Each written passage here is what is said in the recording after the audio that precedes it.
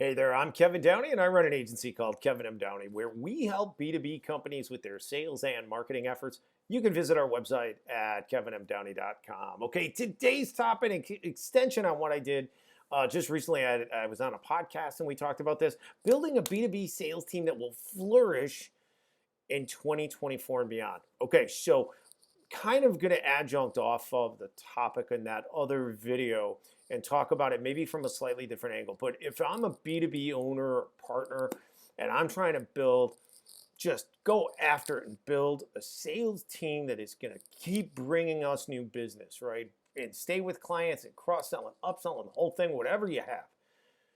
A few things I want you to do. So first of all, you've got to nail down a business development process. I don't care if you're doing all manual, boots on the ground, manual email and phone, inside reps, outside reps. I don't care if you're using primarily email to drive inbound leads, doesn't matter. But you've got to be able to drive leads and then move leads to calls with sales. That's the most critical thing on the front end, I would tell you, to really flourish going forward. And if we run into some challenges in this country, there's going to be a lot of companies that are going to pull back on their marketing. They're going to pull back on their sales, maybe let some sales people go to try to save some money and hold that capital line, hold that number, get the costs down. Obviously, if that happens, you want to take advantage of that and double down, go after it, especially with your marketing. Go full throttle on your marketing, get in front of everybody you can, and take the opportunities to take business away from your competitors.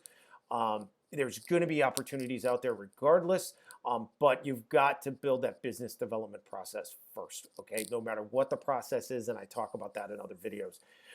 The other thing I would say is, again, your salespeople, whether they're account executive, account manager type sales, and they've got a book of business, a customer base, or they're hunter sales, and they're just closing business.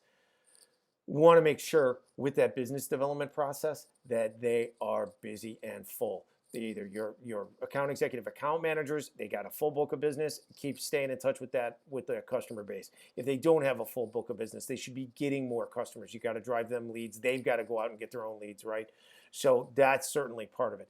And if you've got hunter salespeople and all they're doing is presentations, proposals, and closing, we've got to fill their schedule as much as possible. We cannot have expensive salespeople having to do cold calls and that kind of role. They've got to have a scheduled calls all day long. That has to happen, right? So you've got to invest in that marketing effort, that business development process to drive calls, leads to sales. That would be the biggest thing I would say first.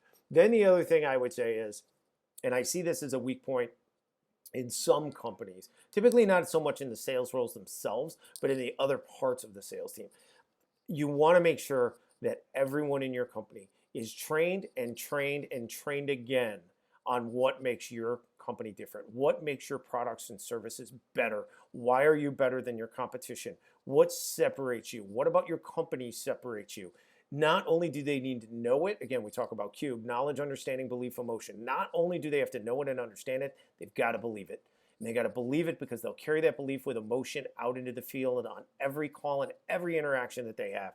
So if you're a printer and you have this specialty kind of printing system, and there's very few people that have it, right, that makes you different, and it produces some kind of print product that's different or unique or better on this kind of paper or this substrate, whatever it is. I'm just making something up.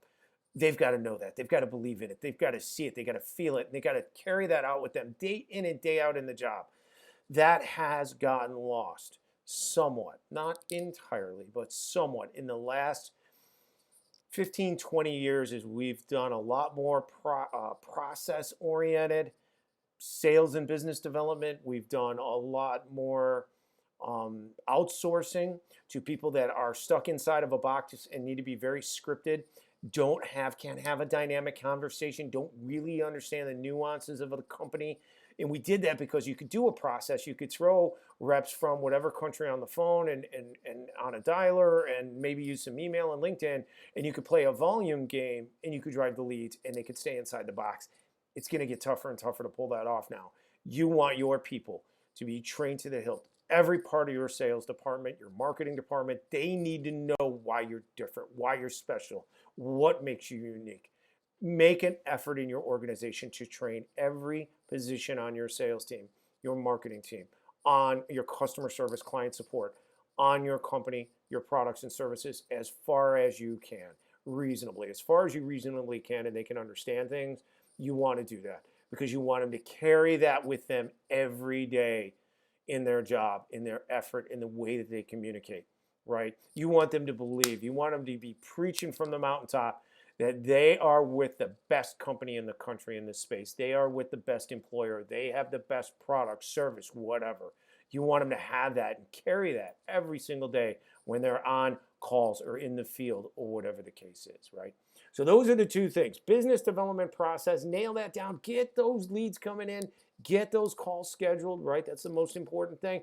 And then secondarily, training that whole sales team, everybody, customer service, client support, marketing. They got to know your products and services. They've got to know your company inside and out. Why are you the best? Why do what you have is the best? Those are the two things I'd say. If you want to flourish in 2024 and beyond, especially when things get tough, that's what you're going to want to do. Okay, guys, really appreciate it. Hope we can help you. Reach out to us, kevinmdowney.com. We'll talk to you next time. Thanks.